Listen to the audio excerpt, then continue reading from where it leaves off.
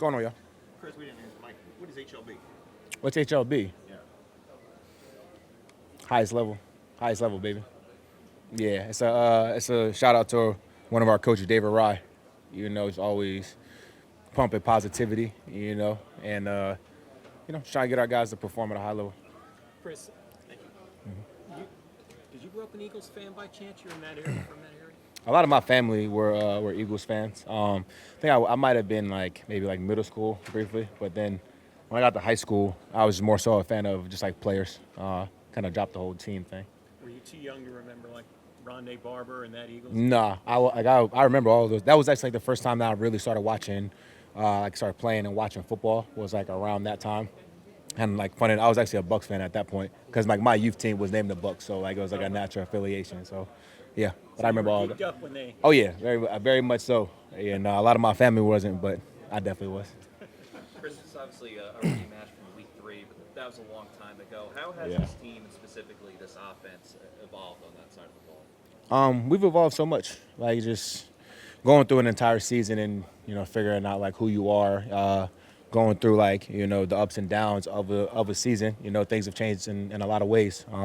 So I'm excited about the opportunity. It's but at the same time, they've changed as well. Surely they're going to come into the game with a different game plan and plan to attack us in a different way. So obviously we've already played this year, but things will be different this week. Chris, what have you seen differently from first base and really that secondary? Yeah, I mean, obviously, there's just some different guys out there. They've been banged up a little bit, so that makes it a little bit challenging whenever you're watching film. Just trying to anticipate who you're gonna be going against. Change the coordinator. So schematically, they change a little bit, but they still have ballers on the other side, right? They still have the playmakers there that they've been counting on over the last couple of years, and it'll be a good challenge for us. Chris, you guys were holding up for Yep. I know it's a week play, all that matters, right? Yeah. Baker's been a little nicked up. I mean, what do you attribute to just sort of drop off this last year? I think it's hard to really pinpoint one or two things that really contributed to the drop off. I just think that we have to figure out a way to be on the same page. Our defense has been playing really well, especially this last game. Obviously, pitching the shutout. So we have to do the best that we can to help them out. When you get into the playoffs, things intensify and your margin of error is a lot smaller, and we understand that. So, all we can do is just continue to work and make sure that we're improving moving forward, and put our best foot forward on Monday. How much does momentum come into this? And the Eagles obviously have the opposite record over the last 6 games as you guys have. You've won 5 of 6, they've lost 5 of 6. Yeah. Can that be a factor coming into a game like this? The team is struggling. I mean, I think it could be, but just initially, right? Because once you get into the game, everything that led up to it, whether it's the hype or the momentum kind of going into the game, it all goes away after the first drive or two, right? Now you're in this game, you're in this moment, and you have to figure out a way to execute against the team that you're going against. So while it could benefit us, but it's that's not something that you could depend on to ride through the whole game. What did you learn playing them the first time back in September about this team? I think I learned that you got to be really, really on point to beat great teams. And obviously, they had a great year last year, and they had a really good year this year. So it's we have to be on your P's and your Q's. We got to do things the right way, and good teams figure out ways to win close games. Going back to that question, with vibes. Last year, it felt like you guys were kind of on shaky ground entering the playoffs. Okay. This year, vibes seem a little bit different.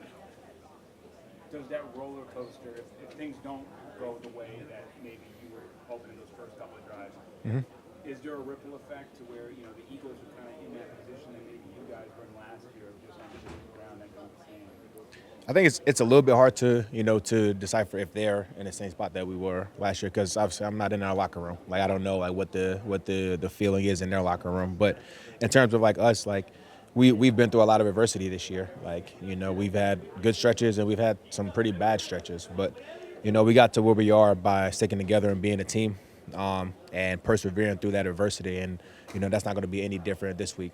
We don't expect to go out there and for it to go flawless. That's unrealistic in this game, especially in the playoffs. So we understand that adversity is going to strike. We got to be ready to handle it when it comes. Does it help Last to be question, battle please. tested like that in those adverse situations, especially in the games that you lost? You guys never really kind of gave up. It was always, even that Saints game. Yeah. You're still packing on. You're still packing on. Yeah, I would agree with that 100%. Like it's, we've been battle tested, and I think that helps just like with the team camaraderie and understanding that nobody's going to quit, and the game's not over until zero's on the clock. Hey, Chris, how are you? What's that? Get to do this once a year. This is always a cool day. Pro Football Writers Association, every chapter in the country does a Good Guy Award every year. Yeah. Here in Tampa, it's the Mark Cook Memorial Award. We lost Mark 2 years ago. Mark was a good guy. So proud this is in his name. Goes to the player who best handles the media aspects. Your job makes our job easier, and we certainly appreciate that. This is for 2023. Obviously, you came here as a guy that knew the right way to answer questions, would talk to us after wins and losses alike. A lot of good candidates in this locker room. I think we had 20 people vote on this award. 7 different guys got votes. Yeah. Tristan Wirfs, who won last year, was a strong second, but you had first. Wow. So this goes to you. I think in particular, I think people remember you had a tough week this year, Yeah. where your wife was kind of outspoken with things. A lot of people might have been hesitant to speak to it, might have let it go. I think you helped yourself by speaking right here on this backdrop. Kind of helped yourself with the team and probably at home as well. So again, no matter the circumstances, you're someone who's happy to talk with us. And this goes to you. This is now a permanent award. So you don't have a trophy to take home, but it'll be on the wall. It'll have your name. Congratulations, man. Awesome. Thanks again for, I appreciate you, man. for all you do. Yeah, I really do problem. appreciate it. That's very cool. There you go. Thank you, guys. I appreciate that. Thanks again.